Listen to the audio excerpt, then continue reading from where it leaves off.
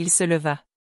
Personne ne devait le voir, mais cette nuit-là, dans le silence du couloir marbré du Penthouse, Ebuka Kalum s'était levé de son fauteuil roulant.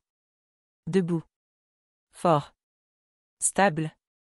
Il marcha jusqu'à la grande baille vitrée, retira ses gants noirs et écarta doucement les rideaux. La ville de Lagos brillait en contrebas, luxueuse, électrique, vivante. Il observa son reflet. Et murmura.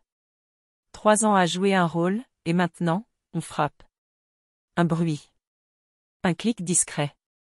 Une caméra venait de s'éteindre dans le coin du salon. Il s'arrêta net. Quelqu'un avait vu. Rebondissement. Le lendemain matin, il était de retour dans son fauteuil, affaissé, jouant l'homme brisé que tout le monde connaissait. Des femmes de ménage défilaient, des voisins riches faisaient semblant de le plaindre, et puis elle arriva. Elle, la nouvelle aide-soignante envoyée par l'agence. Peau couleur café au lait, regard acier, voix douce. Elle s'appelait Aminata.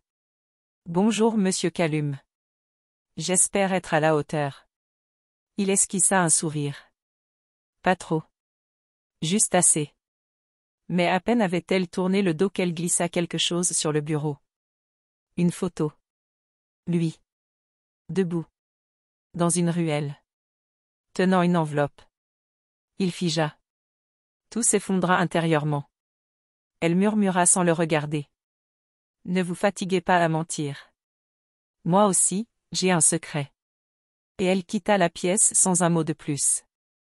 Ebuka n'avait pas dormi de la nuit. Le fauteuil, si confortable pour l'illusion, devenait maintenant un cercueil. Il fixait la photo posée sur sa table basse, image muette de son imposture.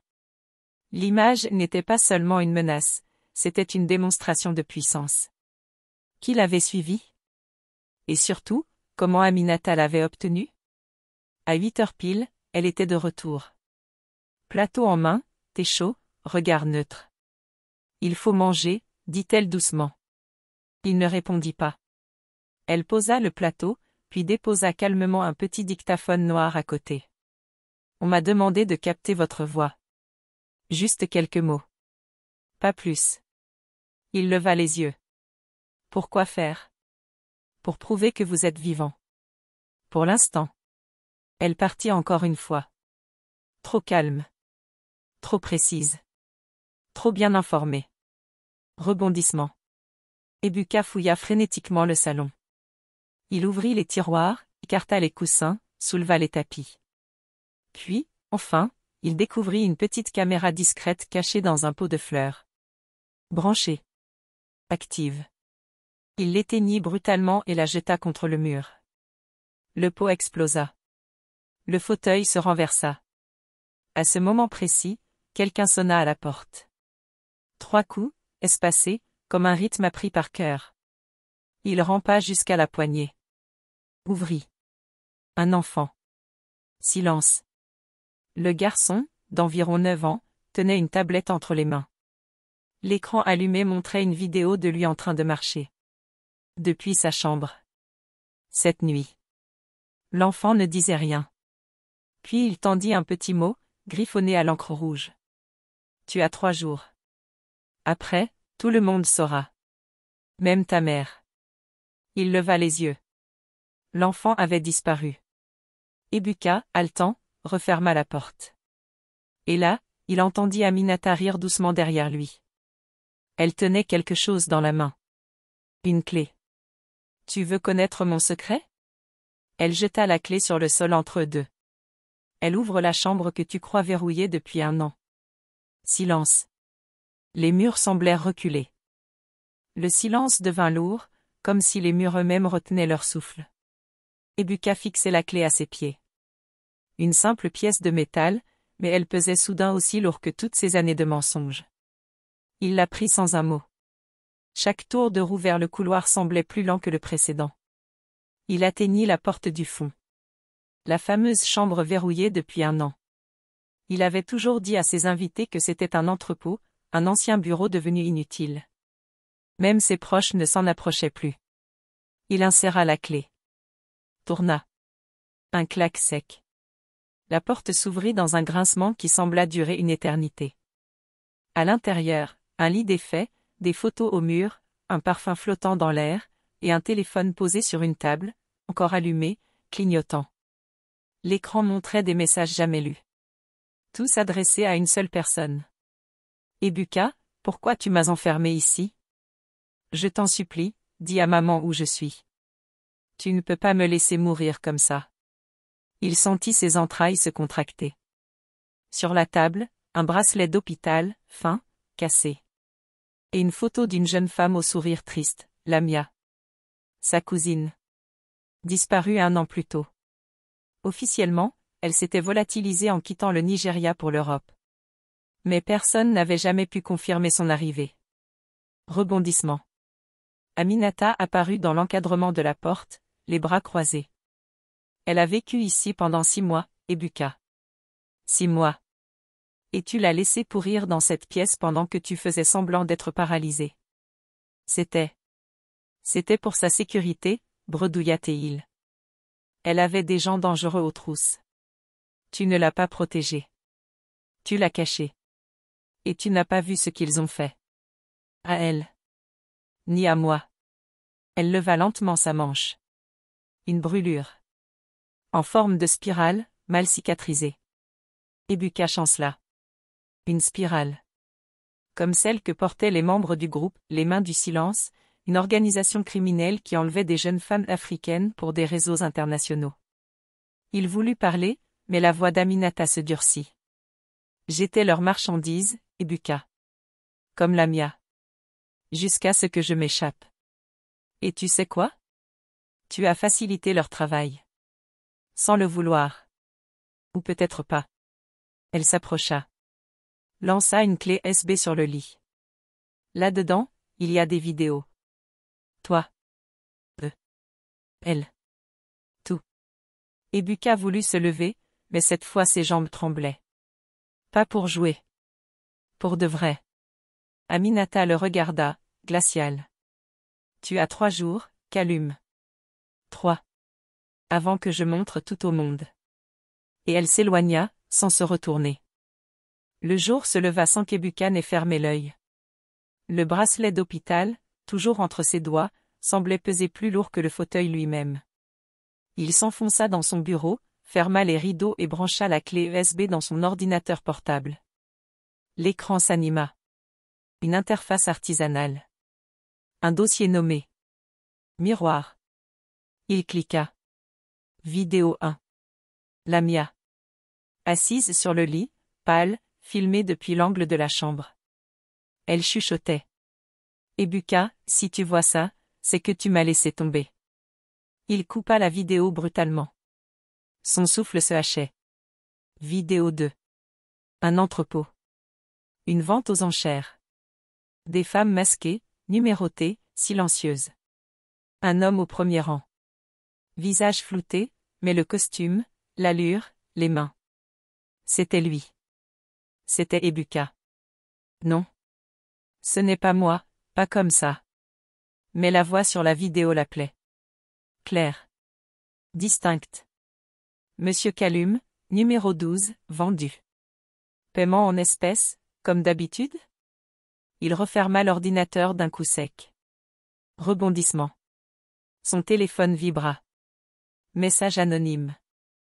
Ils savent que tu as la clé. Ils arrivent ce soir. Aminata n'est pas seule. Il bondit de son fauteuil, oubliant son rôle, et se rua vers le salon. Aminata était là. Assise calmement sur le canapé. Devant elle, 2 verres de thé. Un déjà vide. L'autre l'attendait. Tu l'as empoisonné? Cria-t-il. Tu crois que je suis comme toi? Bois-le. Ou fuis. Rebondissement. On frappa à la porte. Cette fois, violemment. 3 coups. Puis 3 autres. Puis 3. Un code. Le même que les Mains du Silence utilisaient dans leurs vidéos de menaces. Ebuka se figea. Aminata sortit une clé électronique de sa poche. Je t'offre un choix. Tu m'aides à faire tomber leur réseau, ou tu ouvres cette porte et ils s'occupent de toi. Comme tu t'es occupé de la mia. Elle est morte? Aminata le fixa. Longtemps. Puis, elle était morte. Jusqu'à hier. Il blêmit. Qu'est-ce que tu dis? Aminata s'approcha, lui tendit un téléphone. Une vidéo. Un visage. Lamia. Vivante. Méconnaissable. Le regard vide. Dans une pièce blanche. Elle est à Abuja. Prisonnière d'un homme que tu connais. Très bien. Rebondissement. À l'écran, dans un reflet sur la vitre derrière Lamia, le visage de la propre mère d'Ebuka. Elle parlait avec un homme en blouse. Ebuka vacilla. Tout s'effondra. La porte vibra sous les coups. 3 jours, Kalum, avait-elle dit. Mais il comprit, c'était maintenant. La porte vibra une dernière fois, puis s'ouvrit. Pas en force. Doucement. Comme si les visiteurs savaient qu'ils n'avaient pas besoin de forcer. 3 hommes entrèrent, tous en costume sombre. L'un d'eux portait un parapluie fermé, malgré l'absence de pluie. Ils ne regardèrent même pas Ebuka. Ils regardèrent Aminata. Tu aurais dû rester en Europe, dit celui du centre. Et toi, tu aurais dû garder ton masque, répondit-elle froidement. Rebondissement. Ebuka comprit. Ils se connaissaient. Le silence s'épaissit. Puis l'homme au parapluie tourna la tête vers lui. Monsieur Kalum. Nous avons un problème. Quelqu'un a tenté d'effacer votre nom de nos registres. Une rupture de contrat, très coûteuse. Ebuka se leva lentement. Je n'ai jamais signé avec vous. Je n'ai jamais fait partie de ça. Vraiment, dit l'homme. Tu veux qu'on reparle de Dakar? 2019? Ou d'Abidjan? De la villa? Du conteneur? Ebuka blêmit. Aminata, elle, semblait déjà prête. Tu mens, souffla Ebuka. C'était mon frère. C'est lui qui?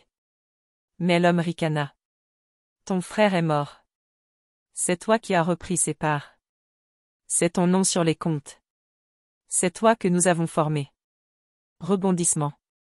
Un 4e personnage apparut. Une femme voilée jusqu'au menton. Elle retira son voile lentement, et révéla un visage qu'Ebuka n'avait pas vu depuis 3 ans. Sa sœur. Olamide. Tu ne pensais pas que je reviendrais, n'est-ce pas? Tu es, en vie? Tu m'as vendu, Ebuka. Il recula, choqué. Elle s'approcha. Larmes aux yeux, mais sourire dur. C'était moi dans cette chambre avant Lamia. Moi qu'ils ont marqué. Moi qu'ils ont brisé. Aminata intervint. Elle est venue vers moi. Elle m'a aidé à m'échapper. C'est elle qui a tout organisé. Tu croyais être piégé, Kalum? C'est un jugement.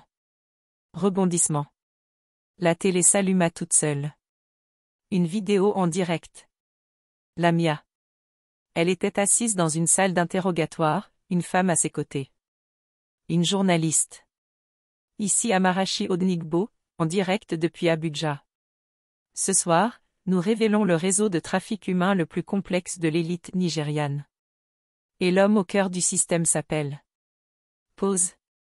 Ebuka Kalum. L'image figea. Ebuka chancela. L'homme au parapluie soupira. Tu viens de nous coûter 50 millions, Kalum.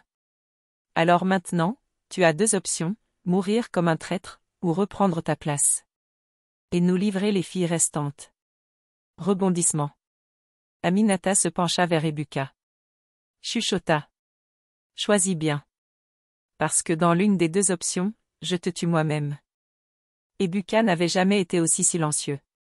Le temps semblait suspendu. Autour de lui, les visages figés dans l'attente, Aminata, sa sœur Olamide, les 3 hommes en costume, et l'homme au parapluie, impassible. Il s'assit dans son fauteuil. Cette fois, pas pour jouer. Ses jambes ne le portaient plus. Son souffle était court. Je veux parler à Lamia, murmura-t-il. Le silence tomba. Puis, contre toute attente, le parapluie s'ouvrit. Dedans, une tablette était dissimulée. L'écran s'alluma. Vidéo en direct. Lamia. Yeux vides. Mains attachées. Une perfusion dans le bras. Elle ne parlait pas. Tu as 3 minutes, dit l'homme.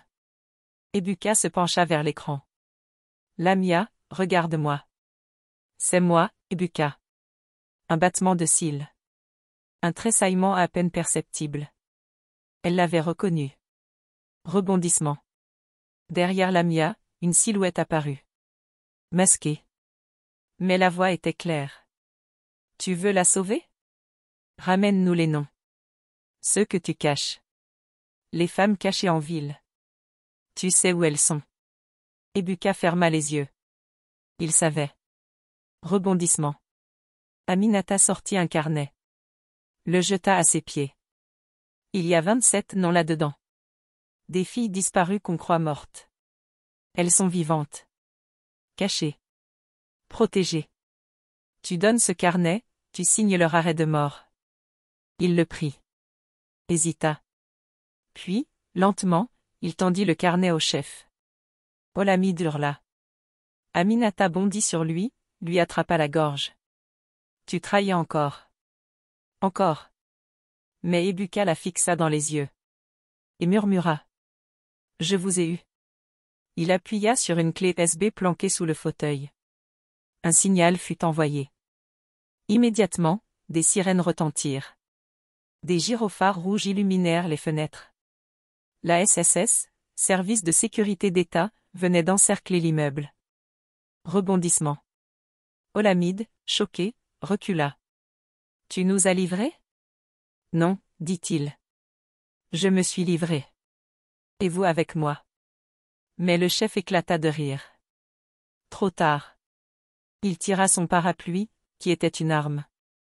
Il le pointa vers Ebuka. Mais avant qu'il ne puisse tirer, un coup de feu retentit. Le chef tomba.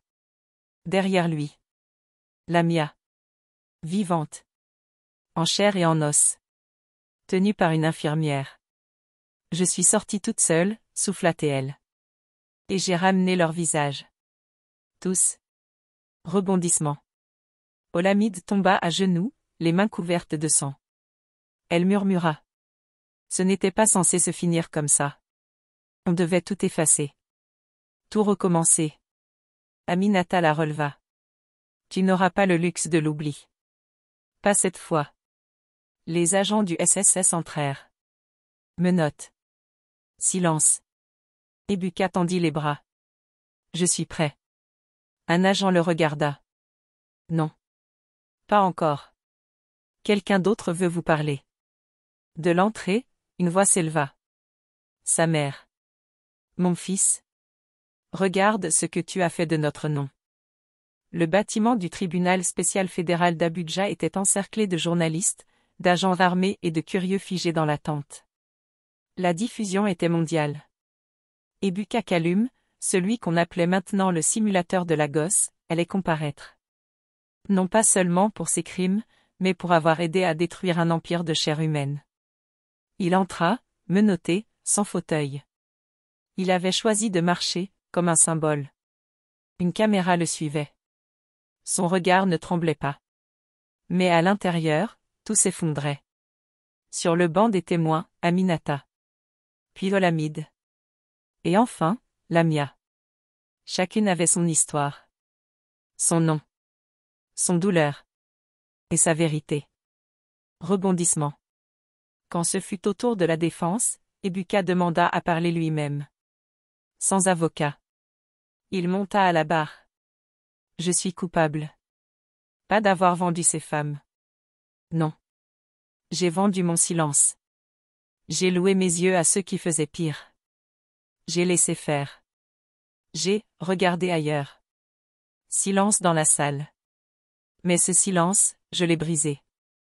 Et je suis ici aujourd'hui non pas pour effacer ce que j'ai fait, mais pour payer. Les juges échangèrent un regard. Le principal juge consulta un dossier. Et pourtant, Monsieur Kalum, une nouvelle pièce a été remise au dossier ce matin.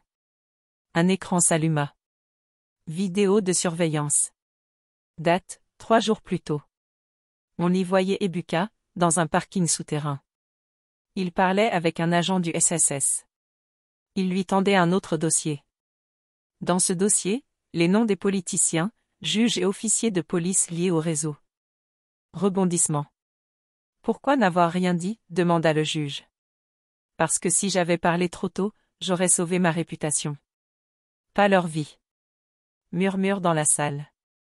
À l'extérieur, des arrestations débutaient en direct. Un ministre. Un gouverneur. Un général. L'écran géant les montrait traîner hors de leur voiture. Rebondissement. Le juge soupira.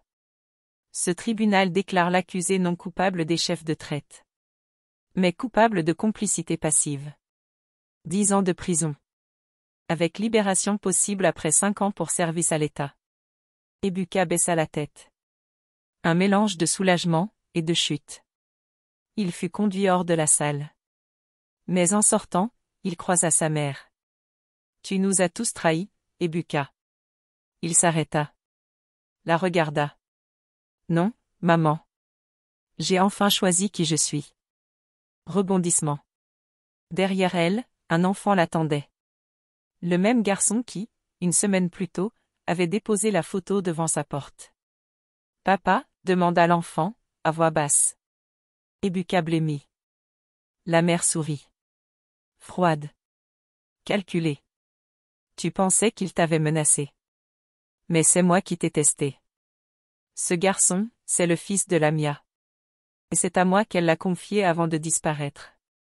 Ebuka voulut parler, mais le garçon le regardait avec un mélange de peur et d'espoir. Et Aminata, derrière eux, murmura. Le vrai procès commence maintenant. La prison fédérale de Cuges était silencieuse ce matin-là. Un silence trop propre, trop contenu. Ebuka Kalum, détenu numéro 419F, écrivait une lettre. Sa main tremblait légèrement. Il n'avait pas dormi. Il savait. La lettre commençait par « À mon fils. Si un jour tu veux savoir pourquoi ton nom est taché. » Il s'interrompit. Le grincement d'une grille. Une silhouette entrait dans la cellule. Aminata. 10 ans, hein? Tu les feras pas, murmura-t-elle. Je n'ai pas besoin de sortir. Je veux qu'il sorte, lui. Elle s'assit. Le regarda. Lamia est morte hier soir.